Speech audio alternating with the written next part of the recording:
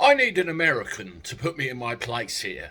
I'm referring to jury service. I know how it works in the UK to a degree. You're called up for jury service, you go to listen to a trial, you can't talk about it, you can't speak about it, you can't say anything at all to your friends, your relatives, your loved ones, because there is the risk that it could prejudice the proceedings and end up with a mistrial or any manner of things.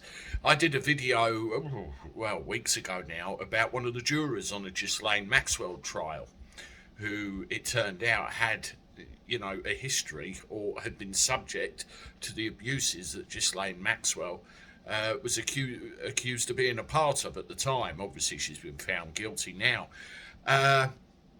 And it came out that this has prejudiced the verdict. It could be a mistrial, it could be a retrial, and all sorts of different things. Well, there's been a bit more news on this front. I'll bring it to you.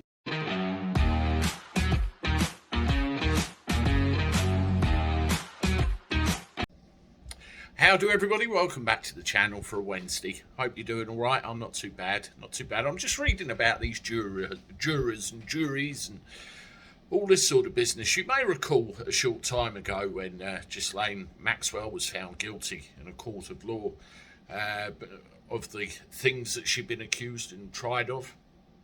And it came out within a couple of days that one of the jurors on the jury board actually had a background of this abuse that she was being tried for, and it could have prejudiced the whole verdict. But have a look what's happening now.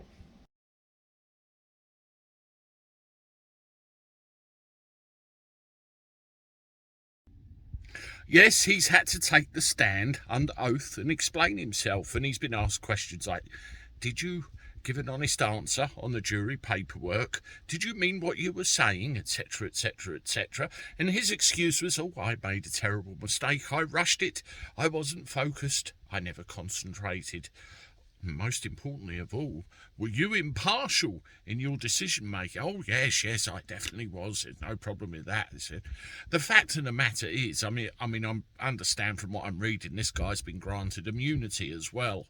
Immunity from prosecution, I'm assuming. The fact of the matter is that this complete and utter foobar, and the fact he'd gone to the press and he's claiming he only realised the error that he'd made when he saw the article in the Daily Mail could blow the whole trial out. And there's relatives and colleagues of Ghislaine Maxwell which are hoping for a mistrial to start the whole thing again and try and get her off the hook.